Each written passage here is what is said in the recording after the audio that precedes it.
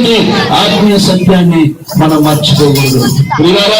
ఏనాడైతే యేసు క్రీస్తు ప్రభువును నీ జీవితంలో సొంత రక్షకునిగా అంగీకరించావో, ఏనాడైతే యేసు క్రీస్తు ప్రభువు వారు ఏమైనారని తెలుసుకున్నావో, ఏనాడైతే యేసు క్రీస్తు ప్రభువు వారు ఎలాగ జీవించాలన్న ఆత్మీయ సత్యం నీకు అర్థమైందో, ఎలాగైతే యేసు క్రీస్తు ప్రభువు లేకుండా బ్రతకాలని కోరుకుంటున్నారన్న ఆత్మీయ సత్యాన్ని నువ్వు తెలుసుకుంటావో, నాటి నుండి నీ జీవితం ఆశీర్వాదమైనటువంటి జీవితం అన్న ఆత్మీయ సత్యాన్ని మర్చిపోలేదు. హల్లెలూయా, హల్లెలూయా.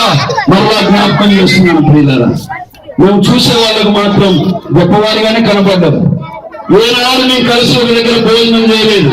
ఎందుకంటే బాంబులు వేస్తే అందరూ చచ్చిపోతారేమోనని మా అమ్మగారు ఒక్కొక్కరికి ఒక్కొక్కసారి అన్నం పెట్టింది. నువ్వు ఏనాడు ఒక జీపులో కలిసి ప్రయాణం చేయలేదు. బాంబులు వేస్తే అందరూ చచ్చిపోతామేమోనని ఒక్కొక్కరిని ఒక్కొక్క మార్గంలో తీసుకెళ్ళి జీవితానికి సమాధానం లేదంటే ఐశ్వర్యం సమాధానం ఇవ్వలేదు, జ్ఞానం సమాధానం ఇవ్వలేదు, ఈ లోకములో కులం గోత్రం సమాధానం ఇవ్వలేము. కానీ జగద్రక్షకుడైన యేసుక్రీస్తు ప్రభువుగా మాత్రమే సమాధానం జరుగుతుంది. హల్లెలూయా. ఆయన మాత్రమే పరలోక రాజ్యాన్ని ఇవ్వగలడు. నిత్య మోక్షం నేనే మార్గం సత్యం అని చెప్పినటువంటి యేసు స్వామి మూలాన కలుగుతుంది అన్న ఆత్మీయ సత్యాన్ని మర్చిపోకూడదు. మీ అందరికీ రెండు చేతులు జోడించి జ్ఞాపకం చేస్తున్నాను. ఇక్కడ ఉన్న వారందరూ కూడా మీరు జ్ఞాపకం చేసుకోవాలి. మీ జీవితంలో నిజమైన సంతోషం ఎప్పుడైనా అనుభవించావా?